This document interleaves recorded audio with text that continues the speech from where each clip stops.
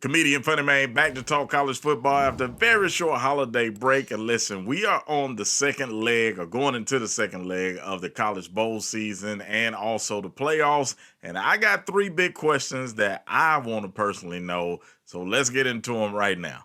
Question number three for me is anybody paying attention to the Alamo Bowl between Oklahoma and Arizona? These are two teams that were scorching hot at different times during the season. Right now, Arizona is on a 6-game win streak. They've had some great wins this year, including over Colorado, over Utah, Stanford, Oregon State. They did have very, very, very close losses by 7 to Washington and then by 3 to USC, but just a very hot team.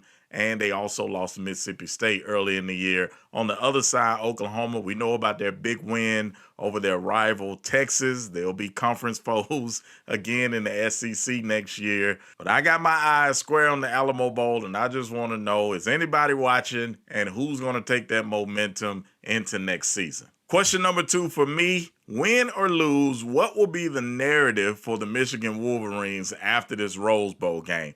Now, if they lose, of course, people are going to point to, hey, man, this is their third time making it to the college football playoff in a row, and they gotten bounced the first round each and every time. And it looks like they can't beat teams if they're not stealing signals. The Twitter is going to blow up. I think social media is just going to blow up. They're going to be having a field day with Michigan if they lose.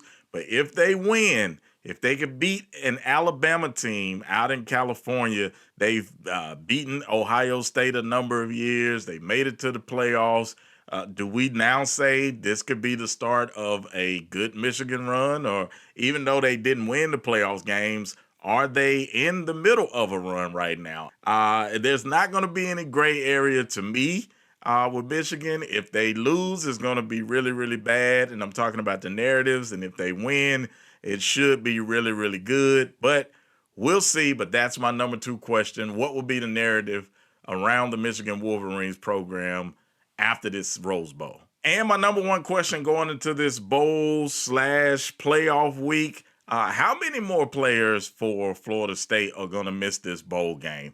I went and looked at the numbers, and at the time of this video, 17 players will not be playing for Florida State. And of those 17, 13 were listed as starters or co-starters, and they're not all not playing for the same reasons. It's all broken down into 4 different categories. Either they opted out, which means they're just saying, hey, I'm not going to play. I'm sit out, got other stuff going on. I'm opting out. That's my choice. That's one reason. The second reason, of course, the NFL, they want to go ahead and start getting prepared for the combine. Also, their choice, got no issues with it. The third reason, the transfer portal. Some of these players have already found a home. They're getting ready to move to a different school, and so they're not playing in the bowl game. And, of course, the last reason is injuries. If you got injuries, you can't play. But these are the numbers. These are the breakdown. 3 of those guys opted out. 6 have entered the transfer portal. 6 have also opted out for the NFL, and then 2 are injured. I think the most glaring number for me is the 9 total that entered the transfer portal and opted out. That speaks volumes to me because we all felt like Florida State wanted to get in there with Georgia and make a point that they really deserve to be in the playoff. But now with these guys just choosing not to play for Florida State, because that's literally what they're saying. They're saying, hey, we want to play college ball. We just don't want to play here.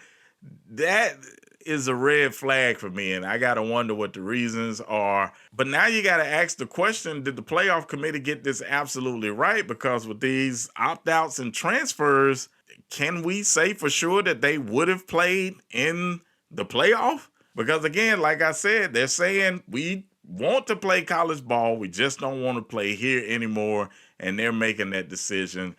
I don't know. I wanted to see a good game between Florida State and Georgia, but Georgia now has 19 players that they're going to be without. A lot of those guys weren't starters, but there's just seems to be a dark cloud looming over this whole bowl game ever since Both of these teams were left out of the playoff, but that's my number one question going into this week. How many more FSU players will not play in this bowl game? If you want to check out my previous questions from earlier in this year, you can do that by following me on Facebook or subscribe to my YouTube. All the videos are still up. Still some really good questions.